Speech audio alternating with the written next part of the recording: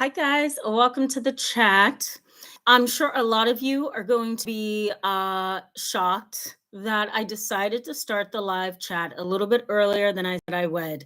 I literally have to go see my mom. She's fine, but I have to go do some things for her and with her.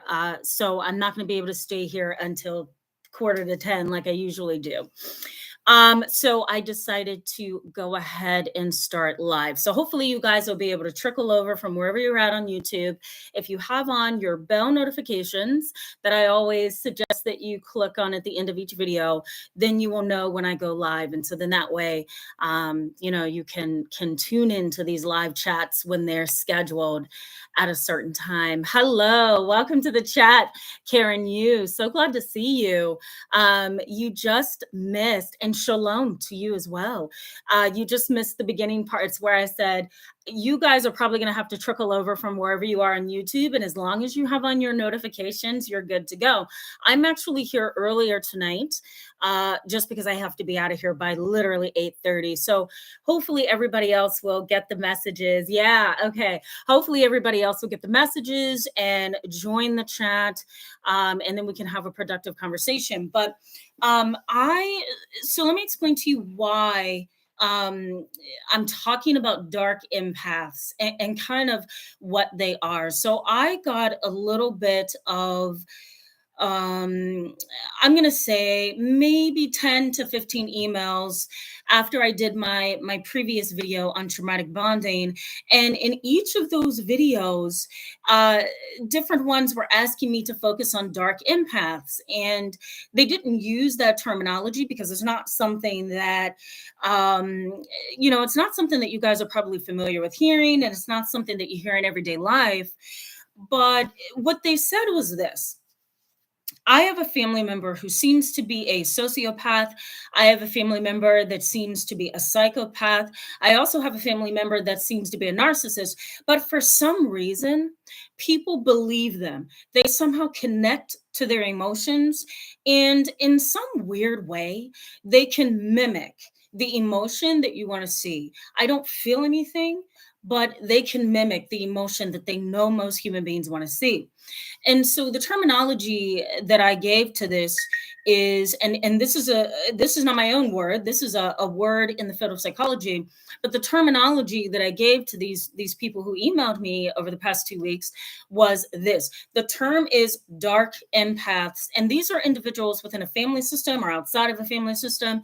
For our purposes, a family system, dark empaths are individuals who have three things wrong with them. One is narcissism. Two is Machiavellianism, okay? And I'm going to post in the description box below a video where I talk about the dark triad. I've talked about it a few times in the past on this channel. There's also psychopathy. So they have like this psychopath mentality and the psychopath energy to them. So you have those three things.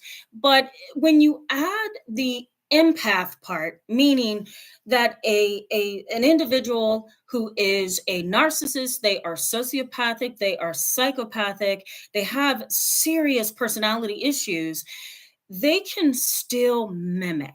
They can still mimic the emotion that we want to see. They can also mimic the emotions to a point of being believable until it's their time to turn on you and change on you. And then you're going to see, oh my God, this person's a psychopath, a narcissist, and a sociopath. So that's what we mean by dark empaths. They have narcissistic and psychopathic traits. They have these they have this like undercurrent desire to harm other people. But aside from those things, they can still mimic the emotion. They can still look like they have the true emotion, and they can also fool us and deceive us in a really good way. Let me go to the chat box because I see you guys saying hello, and I want to let you know that I see you. Shayna Yawalda. I probably messed that up and I apologize for that. Welcome to the chat. So glad to see you. Hello, Mel Kep. Nice to see you as well. Welcome to the chat. Hopefully you guys will start trickling over little by little from other places that you are on the platform. And then we could talk a little bit more about this topic, but I'm starting really early, an hour early. So apologize if I threw you guys off. But dark empaths, they exist within a family system. We talked recently about traumatic bonding, and in a family system where there's traumatic bonding, dark empaths probably exist as well. um because there's this underlying desire to use people and get over on people and get what is needed, um even to the exclusion of your own feelings and your own emotions. They don't care about you. They want what they want, and you're going to give it to them. And so these individuals can be really skillful, excuse me, and deceptive, because we can believe them, and they are good at mimicking, and so then we really believe them, right? Have you seen an individual who would meet, and primarily within your family, would meet every last criteria of a psychopath, a narcissist, a sociopath, and yet at the same time they seem to be loving? Doesn't that kind of like warp your mind? You're probably like, what is going on here? They can be loving and wonderful and caring at heart, but on the other side of that, they are dark, bossy, controlling, mean, uncaring, callous. If you have those two kind of merge, you might want to consider that maybe this family member, maybe this person is a dark empath. And you're most likely to see that on YouTube, because a lot of people are talking about dark empaths these days. Hang on, guys. Hello, Cheryl. Welcome to the chat. So glad to see you. Glad you could tune in. Fairy Girl, so glad to see you. Welcome to the chat. John Richard, yeah, I love what you just said. Interpersonally exploitive, 100%. Welcome to the chat. Glad to have you on the chat. Let me go back to Cheryl, and then I'll work my way down, and then we'll continue talking, because I'm going to give you in this live chat some signs and symptoms of a dark empath and what you should be looking for, because they act all kind of ways. Okay. And it's likely that you've been fooled by one at some point, especially within your family. Cheryl says, how do you stay far, far away from these people, and how do you spot them? Well, Cheryl, I'm going to tell you in a little bit how to spot them, okay? Because it's a little bit difficult to pinpoint them. And here's why. They have a side of them that is charming and appears to be loving and appears to be engaging. Have you ever heard of those stories where, let's say, a wife, for example, says, I don't know what drove him crazy. One day I saw we were getting married and we were in love and we had children and we had a wonderful life. And then one day he switched and he became a totally different person. One of my previous clients has graduated. She said to me, my husband became a lunatic, in her words. And on their wedding day, though, and many days that they were dating, they were totally in love, totally beautiful, just a lovely wedding. And one day something hit his nerves the wrong way, and he tried to take her life. And so those are kind of examples. Situations like that are examples of dark empaths. They can appear loving and engaged, but at the core, they are dark, evil, and just manipulative. And I like what Richard said, interpersonally exploitive, 100%. So I'm going to give you tips on how to spot them, Cheryl. So stay tuned for that. Awesome. Okay, Fairy Girl, it looks like you said pretty colors. Thank you. Thank you. All right, Forex community, the Forex community, hopefully I have that right, says, my ex's father is like this. He even told me he was petty and vindictive. Yeah, watch when they tell you that, because they're warning you ahead of time. Either they're not intelligent enough to hide it and keep that concealed, or they have absolutely no ability to empathize, and so they're cold and they don't understand at the core of who they are what they've just told you. Watch somebody who does that, and I'm sure that was a red flag for you. He ended up calling law enforcement on his own son and hurt me intentionally. He was desperate to maintain control over us. Yeah, dark empaths are desperate to maintain control. I want you guys to think of dark empaths in this way. They're narcissistic. They are emotionally and psychologically stimulated by the harm of other people, and they are also psychopathic. So narcissistic, psychopathic, sociopathic, whatever one you decide to go with, because basically they're the same thing. And this is an individual who is emotionally and psychologically stimulated by deceiving you and harming you. So see that, but then also connect with that vision that they also can come across as empathic, compassionate, loving, and caring. And that's where a lot of us get sucked in, right? Because we think the person's one way when the reality is that they are not. One of the biggest reasons, before I give you signs and symptoms of this kind of person, one of the biggest reasons why they can deceive us is because they study us, right? They study us. Narcissists, sociopaths, psychopaths, people who get some sort of stimulation from doing wrong things, they study us. And you might want to look for that as a red flag. Are they staring at you? Do you feel that they are trying to pick and pull apart how you think and how you relate to people? Do they go on your social media and try to study how you are behaving and what your likes are and dislikes, right? I once counseled a what I believe is a psychopath. He attempted to murder his family. And one of the things he would do is scroll down his wife's social media, and he would look for one specific thing. One was what she liked, and two, what she thumbed up or what she clicked on as a like. And that kind of helped him conceptualize her weaknesses and her vulnerabilities and things that he could do to manipulate her, And so that's how evil they can be. They study us. So what are we looking for here, guys? Well, the number one sign of a dark empath is that they are somehow, and you may not see this, okay? You may sense it intuitively, or you may see it, right? I don't know. You may or may not. It's hard to spot it. But a dark empath, the number one sign is that they connect emotion with cognition. So they intellectualize their relationship with you, and they stay connected to you by doing things that that you've either told them that you like and appreciate, or they know the buttons to push, and so they manipulate that. So it's not one of those normal kind of relationships. And if we're talking about families and family trauma, this is not a family member who just loves you and wants to support you and do wonderful things for you. This is a situation where the person has intellectualized the relationship. They know what they want out of it. They know what buttons to push. They know how to manage you in the relationship by doing everything that you want.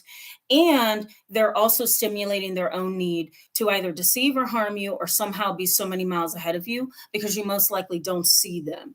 So that's the number one sign of a dark empath. They connect cognition with cognition and rationalizing and intellectualizing their relationship with emotion management. They control their own emotions, and they certainly know how to control you. That's how that goes.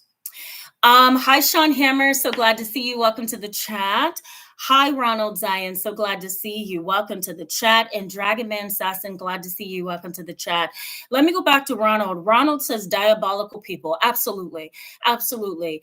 And, there's not a high percentage, Ronald, of people who meet the criteria of a dark empath. But at the same time, you're likely to find them in areas of life where you least expect them. Families, clinics, mental health centers, hospitals. I once worked under someone, I'm going to say about, I'm going to say 9 years ago, because I've been in the field for 14 years, been in private practice for 6 years. So before I came to private practice, I worked under somebody who was basically a dark empath. And some of the things that they would say to me about other patients, about other clients, about human behavior, about the brain, about, just other people's needs was astonishing, the things that they would say. But when that person needed to be caring and come across as compassionate, they could do it. And that's how I got sucked into employment with this person. They seemed loving, they seemed sensitive. And a lot of the discussions that we had, we were very similar in how we viewed things. And unfortunately, I think it was because she studied me during the interview. She knew that, coming across probably how I was dressing at the time, probably my hairstyle at the time, probably the fact that I was about 5 years into the field at the time. And I really specialized in treating children and families. And so all of that was a description for her. And so she knew how to kind of mold to my personality and my interest and my passions, and that's how she pulled me in. But once I was in, guys, let me tell you, she traumatized me, and that's one of the reasons why I went into private practice. So, dark empaths can show up in places you least expect, and one place is often a hospital, a mental health facility, and within your family. I hate to say it.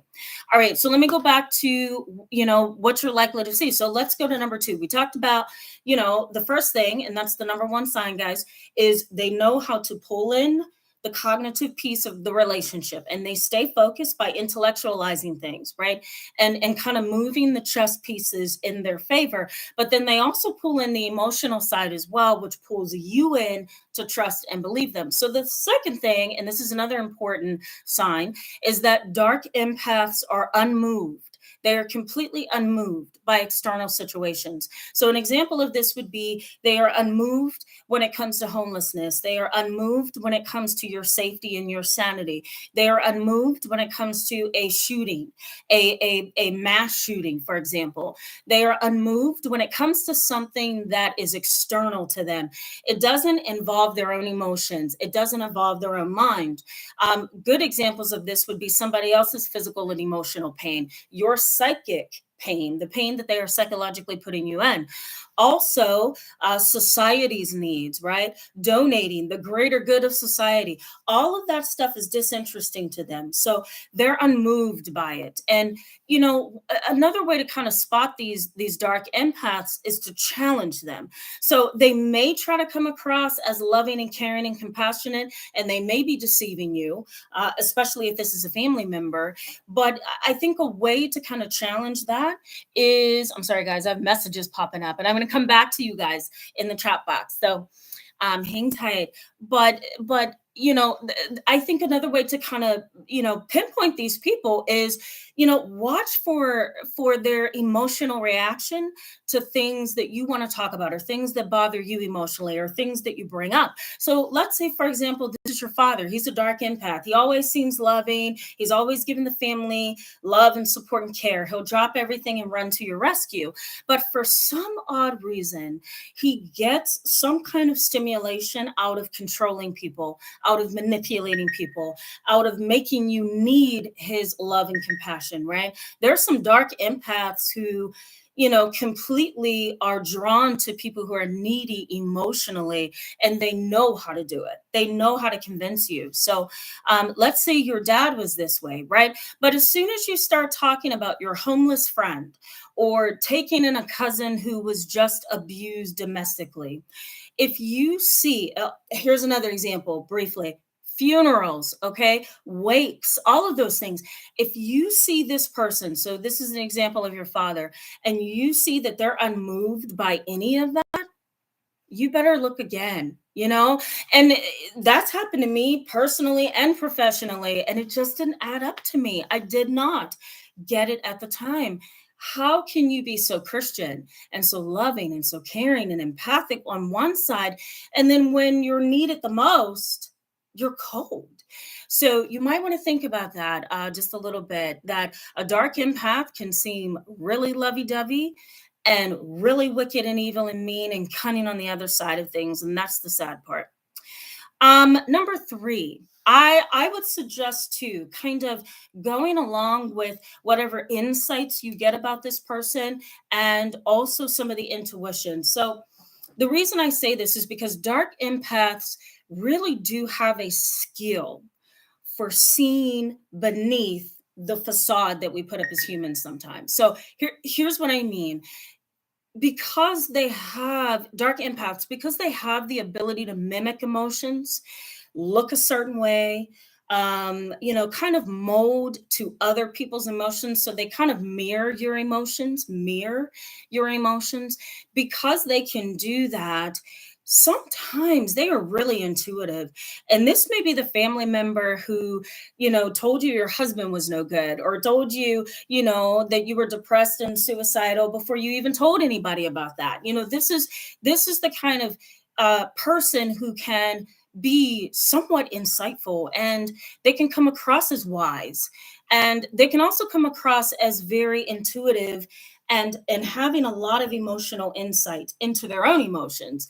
And so all of that gets a little murky when you start seeing that they're callous and cold in other areas of their life. So you might want to look for that as well, that a dark empath will be intuitive, they can come across as wise, and they can really play up the emotional piece of everything. The one thing that you do want to keep in mind above everything else I mentioned so far in this live chat is this: that you're always going to feel like something is off. Something is off. I can't pinpoint what it is. Like, they're loving, but then they're cold. They're callous, but then there's a good side to them. So, like, who are you, right? And so, one thing that you want to keep in mind, if you get nothing else from this live chat tonight, is that there's always going to be a piece of you somewhere in the inside that is either going to feel, as my adolescent client came in today and said to me, cringy, or there's going to be something that's a little off and you can't put your finger on it. And that's because a dark empath, while they are intelligent, while they are manipulative, the reality is that they can only mimic true empathy, compassion, love, and care up until a certain point. And so they're either going to trip up, mess up, show their full colors, or show their full hand, as one of my colleagues tends to call it, or you're going to have that gnawing feeling on the inside that something is off. All right, let me get back to the comment section, guys, because I want to make sure that I stay up on what you guys are saying. So, so let me go all the way back. Ugh.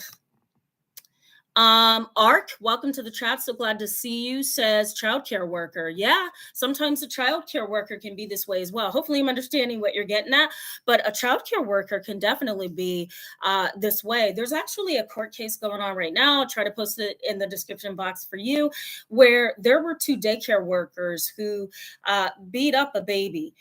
She had to be about 2 or 3, and she, I believe, I don't want to misquote, so don't take my word for this, but I think what I read and heard was that this 2 and 3-year-old had a mental health condition, a behavioral condition, but she was crying and crying and crying in the daycare.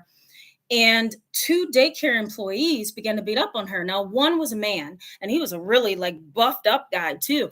And he just grabbed her and roughhoused her, and she's crying. But then there's another daycare worker who's looking at the whole thing and didn't even step in. She didn't even look shocked.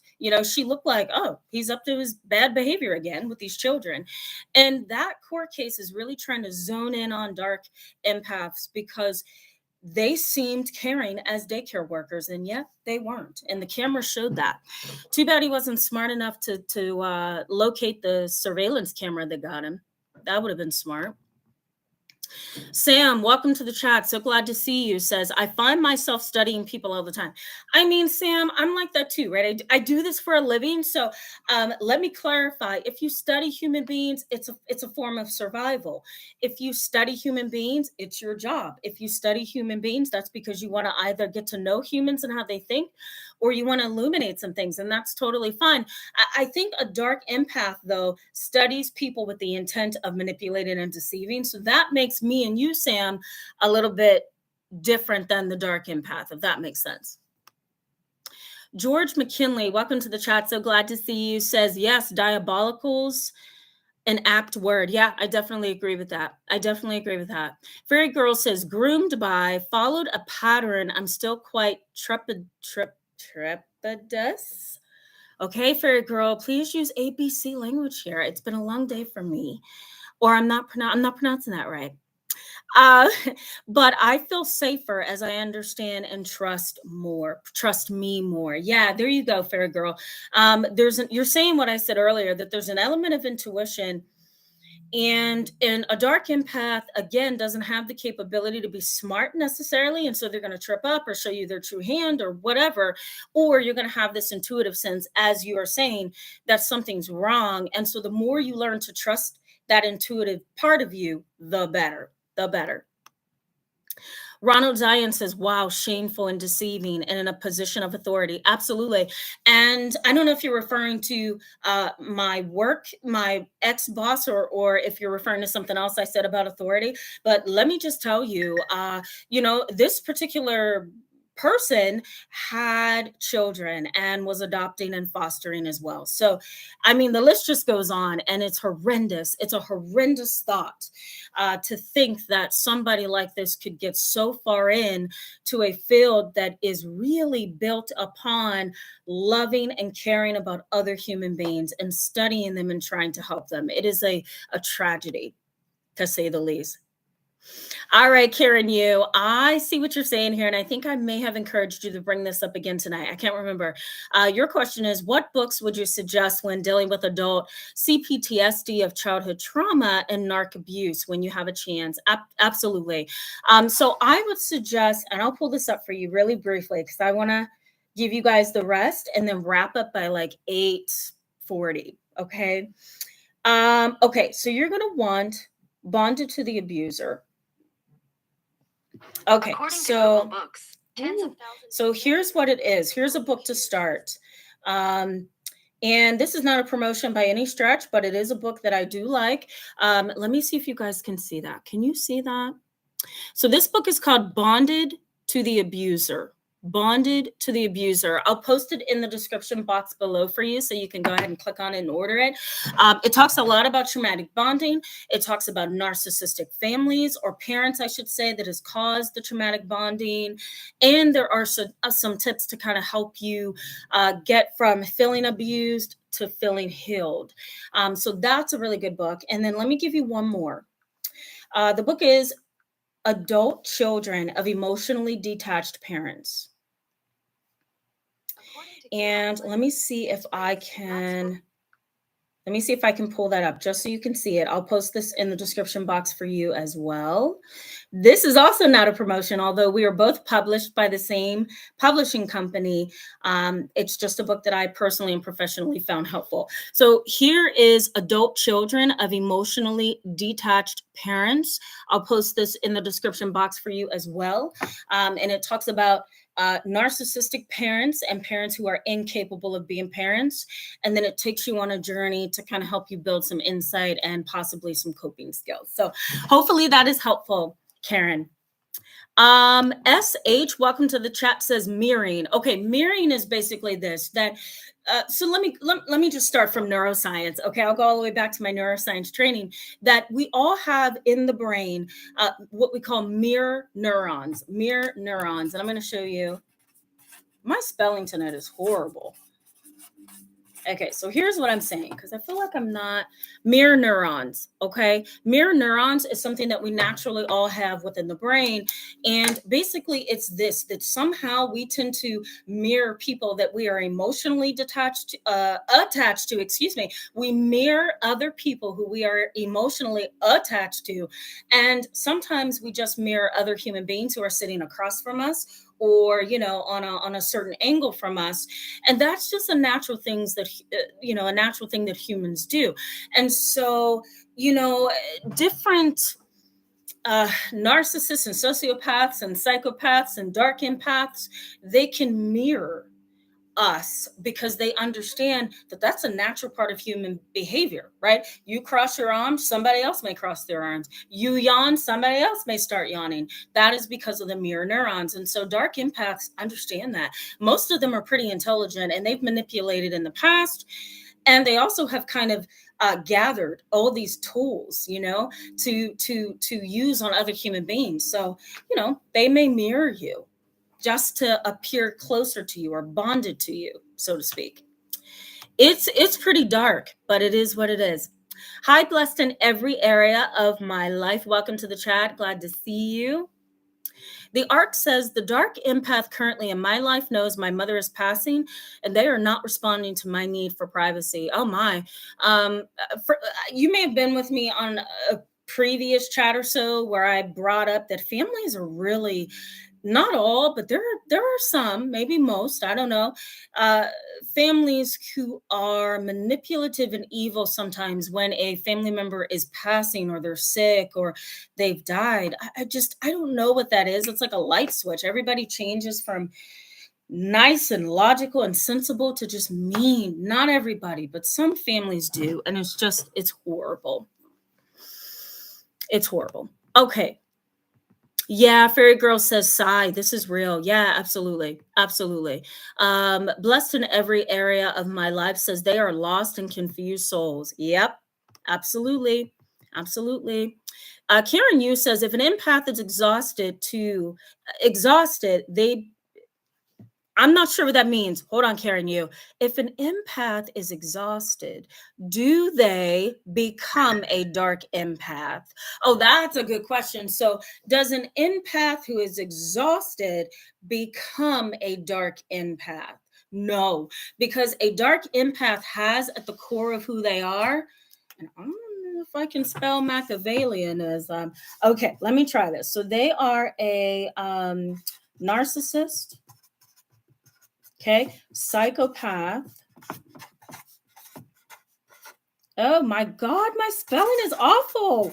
Okay, and then Machiavellianism. I bet you I spelled that wrong. So these are the three things, guys. If you can make out my scrambly writing tonight, they are narcissistic at the foundation, they are psychopathic at the foundation, and they have what we call Machiavellianism, which is basically some kind of emotional and psychological stimulation after they do something to somebody else, like get over on you or deceive you, or does something that makes you feel robbed or harmed. Okay, so that's Machiavellianism. They get this emotional and psychological stimulation. So an empathic person cannot become a dark empath because at the core of who they are narcissistic, psychopathic, and they get a rise, so to speak, out of doing harmful things. All right, guys. So we left off at 3, and we left off at they are intuitive, they are insightful most of the time, and that's what causes them to sometimes be caught because they can't necessarily make a person feel a certain emotion for long. Somewhere they slip up, and you get to see who they really are. But these individuals are connected to your needs, your desires, and they know how to manipulate you. So we left off at they're intuitive. Now, the next thing that they do is this. They build, they rebuild, and they rebuild over time their trust, right? Or your trust in them. I'll put it that way. Your trust in them. They build and rebuild over time your trust in them. So how do they do this? Well, that's my alarm saying time to go. So we're going to wrap up in a little bit, guys. What they do is this, okay? Something happens to you. They run to your rescue. They make you feel loved and cared for. Boom. There's trust established. They build rapport with you over time. They talk to you. They're there every time you feel like you're going to lose your mind or you need to cry or you need emotional support. They are there. Boom. There's more trust. And they may do something that causes you to get upset or somewhere you guys have a confrontation or something like that. And okay, you may get upset and say, you know what, I don't want you in my life. Or you may get angry and you guys aren't talking or whatever. They know how to go back in the relationship and pull out those parts of it that you love the most, and they know how to use that to rebuild your trust in them. So the key for a dark empath, especially if you've been a family member to this person or in a relationship with them for a long time, they've built trust with you. So you guys have established history. That's what I like to call it. They have built trust, and you look to them because you feel like you can trust them. If they somehow break your trust, they have a really good way of rebuilding that trust over time. And sometimes they may even break that trust again, even after it's been rebuilt. And guess what? They know how to go back and rebuild that trust again. That is basically the cycle of domestic violence. It's the cycle of traumatic bonding, and it's the cycle of codependency. It's how do I pick those wonderful parts out of the relationship and then use it to manipulate you for my own needs, you know? And so that's the tough part about this, because some people cannot walk away. And so they continue to be abused by the dark empath. And you may even hear, and maybe you've said this yourself, you may even hear a family member say something like, or a person who's in this kind of a bind say something like, but I can't leave them, but I can't just A, B, and C.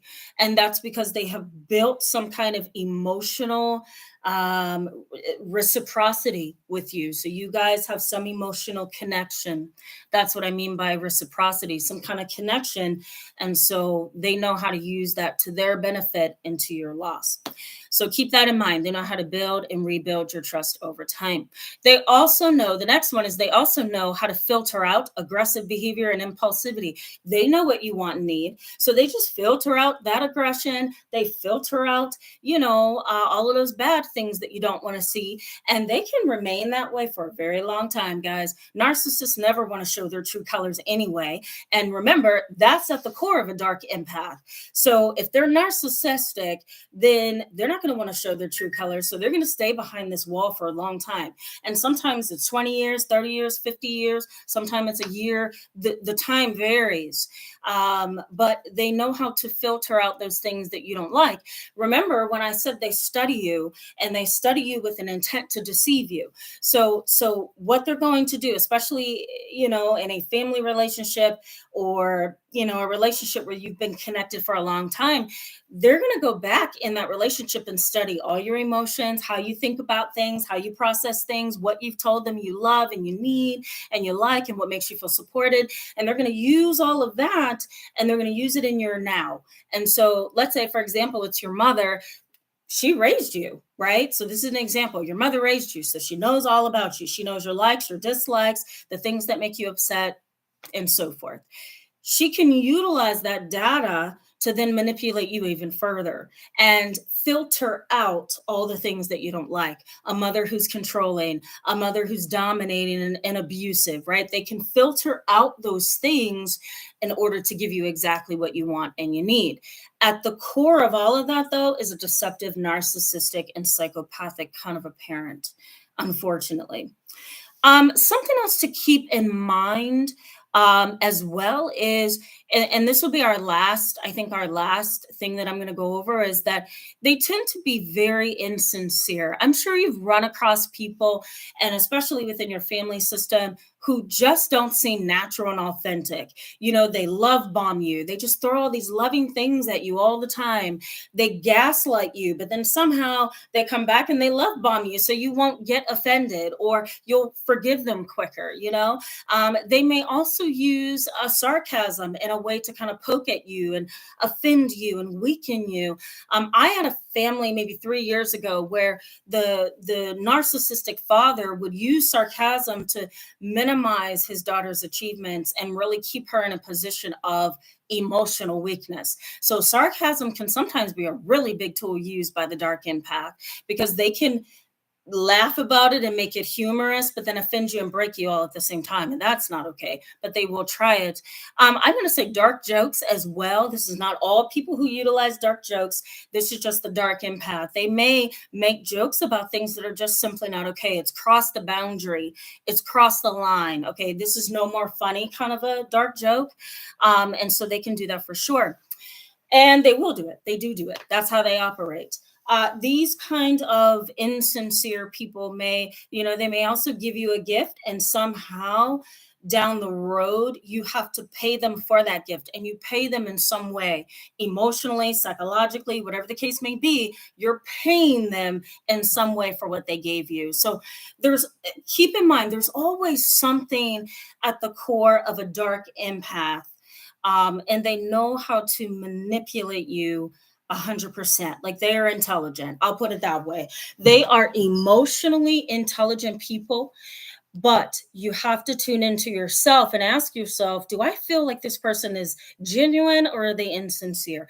Do I feel like this person truly cares or are they getting something from me that I never looked at before? So keep all of that in mind, guys. I'm going to come back in a video and talk a little bit more about this because you guys need to know what are the three categories of compassion that a dark empath can sometimes manipulate to hurt you. So we're going to get there.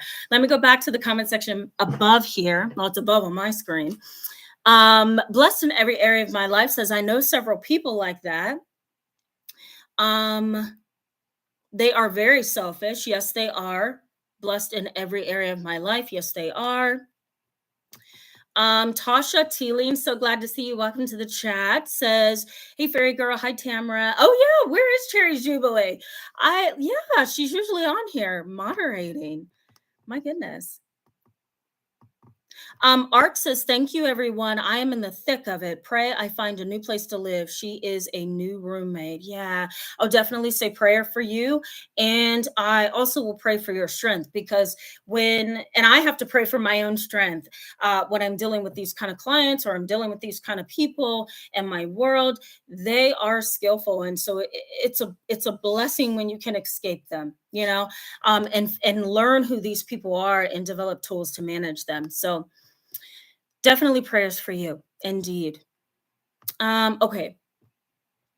Blessed in every area of my life says they like to see others hurt and in pain and pretend to care. Yep, that's what they do. Yeah. Blessed in every area of my life says I see the truth with them now. Yeah, that's good. It's good. Once you see the truth in a dark empath, disengage emotionally because what you should be keeping in the forefront of your mind is this: the emotions that they put forth and manipulate and talk about and show, and the emotions that they use to kind of reel me in isn't real. It doesn't exist because again, at the core of who they are, they're narcissistic and psychopathic. So, if you think about a psychopath, they're cold and callous with no empathy. If you think about a narcissist, they're the same way, although they tend to be a little bit more complicated. They're practically the same way, And so keep that in the forefront of your mind. At the core, they are cold and callous, uncaring people. And so I have to disengage emotionally once I figure out who you really are. And that's because you're not getting anywhere with this person anyway, because their emotions are fake. They are unreal. Ronald Zion says, yes, so true. Always pay attention when your spirit is disturbed. Amen. I love that. Yes, I love that. My great grandmother used to say that a lot. And she was very Native American-ish. Okay. I have to share some of her theories with you guys at some point because she was really good in teaching my mom. And then it got passed down to me how to view dark individuals and manipulative individuals. And so she would say that all the time, Ronna. She would say, when your spirit is disturbed, don't do anything else but run. That's what she used to tell us all the time. Hi, David. Welcome to the chat. So glad to see you. Says a good way to test someone is to ask them for a big favor and see if they follow through. Yeah, that might be a good idea. Some people genuinely, David, are like, I'm sorry, I love you, I care about you, but I can't do it. And then other people, yeah, they may run because that's not really what they want to do. One of my colleagues, one of my best friends, is a former colleague in the field. And she's like, you know what? When I wanted to test to see if my dad was a narcissist, I asked him if he would help me buy a house. She said he stopped talking to me for months. And so for her, that was like a red flag that something's really wrong with him. I think she was right. Okay. Okay, I'm gonna keep going. Hello, Courtney Fraser. Welcome to the chat. So glad to see you. Hello, the right group. SEO. So glad to see you on a chat. I rarely see you. Glad to see you though on a chat. Okay, Courtney Fraser says, I am hypervigilant. I don't trust easily. Yeah, absolutely. And that's totally fine. I think sometimes not trusting right away is wisdom. And it says that you are emotionally intelligent and you know something most likely could be wrong. So you're going to keep up that defense until you can prove it. I think it's wise. Let me just make sure I'm looking at this correctly. Oh, yeah, so good to hear and see you too, the right group, SEO. Yes, you're welcome, Karen Yu. She says, thanks, I'm on Amazon now. Yeah, Ark says, oh, the trauma bond. Yes, absolutely. Courtney Fraser says, it is so hard to believe, it is so hard to leave when it feels like an only safe and normal place to be. Absolutely. And let me highlight an example of this because I used to work with adopted and foster kids in an agency that was specifically for, child adoption and fostering kids. And here's what I found out in some of those families: the child who had been abused and had been put in the adoption system or the foster system felt that even though their new foster family wasn't the best and they were abusive, uncaring, and very traumatizing, it was safe there rather than to be back here with their old family. So even though it felt like the only safe place for them to be, and they knew there was a lot wrong there, they still wanted to stay attached and they couldn't detach because, like you said, Courtney Fraser, it sometimes feels like the only safe place to be, and that is such a trap, and it takes years of therapy to figure out how to maneuver that kind of a situation.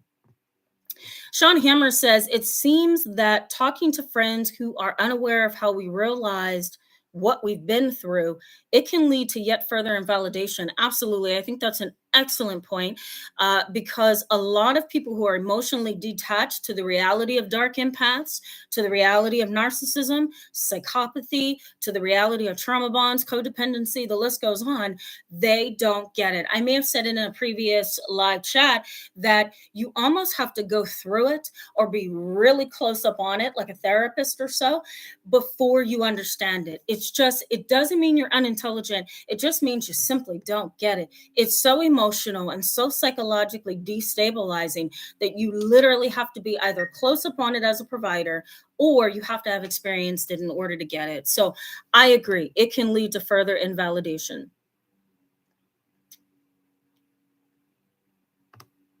Okay. SH says, sometimes it feels like they want to become or replace you, or it's enmeshment. Yeah, absolutely. Oh, yeah. Oh, yeah. The person that I mentioned at the beginning of the video who was just not supposed to be in the field and should have never been someone that was guiding me at the time, it came out that they wanted to be me. And did they try to emulate my personality and try to pursue things that I had already pursued and achieved? Yes. Did they try to use me along the way? Yes, until I woke up and said, oh no, I'm out of this. This is ridiculous, So yes, sometimes they will try to become you or replace you, or they become really enmeshed emotionally, and it's really hard to kind of separate your identities because they're being you, or they're trying to be. It's very scary. Hi, Bree. Welcome to the chat. So glad to see you. She says, I don't have any friends as it is so.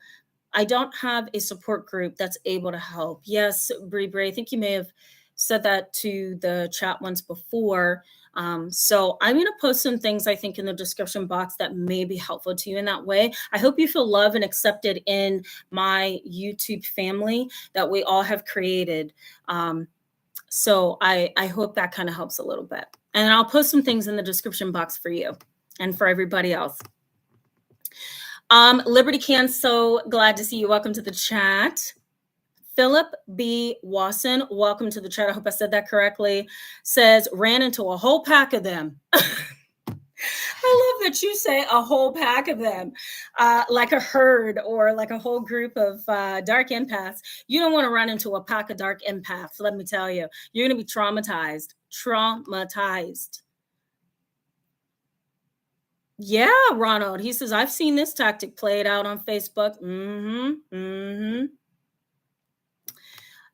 Carla Jera, welcome to the chat. So glad to see you. Okay, I want to make sure I'm not missing anything, guys, because I'm going to have to sign out. Liberty Can says, or sign off in a little bit here. Liberty Can says, hard to believe until you actually experience all of this. Absolutely, 100% agree. Great. Laura says, you are describing my mother to a T. Welcome to the chat, Laura. That's so heartbreaking and just overwhelming to hear, because we all think a mother should be loving and dedicated and connecting with us, right? And to hear that a parent is potentially a dark empath, it's really hard to wrap your mind around. You're welcome, Liberty Can. Thank you for the flower. John Richard says sociopaths abuse you under the guise of humor. Sometimes they do. Oh yeah, and sarcasm and dark jokes. It's horrible. Emma Louie, hopefully I have the right. Welcome to the chat. So glad to see you. Says there are no norms in society anymore. You know, I feel like that every day. So I'm so glad you said that. I'm not alone. Southern boss lady says, hi, beautiful Tamara, and all in the chat. Thank you so much. And hello to you. Welcome to the chat. Oh my goodness, I'm so behind on comments. Shosh Anna, why is such a contradicting label? Yeah, exactly. Welcome to the chat, by the way. I agree with that. It is a very contradicting label, but here's why. Because dark individuals have those three things: narcissism, psychopathy, and Machiavellianism.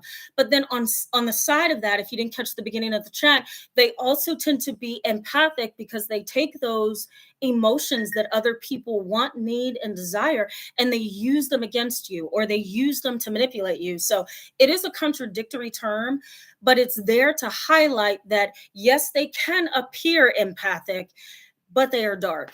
It's a part of the dark triad. So if you want to think of the dark triad like this: narcissistic, narcissism, Machiavellianism, psychopathy, and dark empathy. You can put it that way. It's all four things in that category. So that's kind of like a good way to look at that. Kyra knows 14-4. Welcome to the chat. So glad to see you. And I'm signing off, and all of you guys are like signing on. I'm so glad to see you, though. Abuse Free says, how can I get a consultation appointment? I emailed you in August. Thank you. Oh my God. Okay, so let me go over this briefly. I am currently working with 65 plus clients a week from Monday through Thursday. So I am like booked solid until December. And I've been telling all of you, or most of you who reach out to me, go ahead and email me. I put your email in my consultation folder and I go through it, believe it or not, every Monday, every Wednesday. So I may not have gotten to your email. I will get there, and then I can go ahead and schedule you for a consultation for 2023 because I'm booked until the end of December, unfortunately.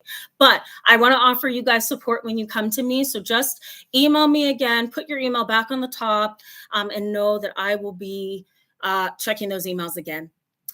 Cherry's Jubilee, so glad to see you, and I'm signing off. I literally have to get out of here. I'm going to be late. If I don't, let me... Yes, hearts to you, Liberty Can. Emma says, Machiavellianism is a respected strategist. Really, is that the word is a dark place? Oh, reality is that the world is a dark place. Yeah, I agree. It's a very dark place. And, you know, I was saying to my mom the other day, I don't have children yet. So I was saying to my mom the other day, I'm like, I don't know if I want to bring children into this world. You know, I really don't. I mean, I'm over 35, so maybe that's probably a good thing. But I'm like, I don't even know if I want to bring a child into this dark world. I don't even know if I could put my own sweet baby out into this world to deal with all the things that are just messed up. So I agree with you. It's a terribly dark place that we are in a dark time.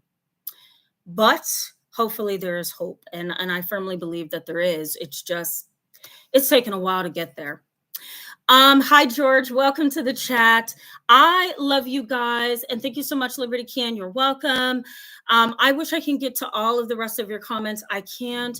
I will try my best to cover all of your comments in the next live chat. Okay. I take pictures of your comments, but I have to run. I love you. Love you. Thank you so much for your support and always being in the chat and helping create this system of love and compassion and support. So thank you so much. I will see you guys soon. Bye-bye.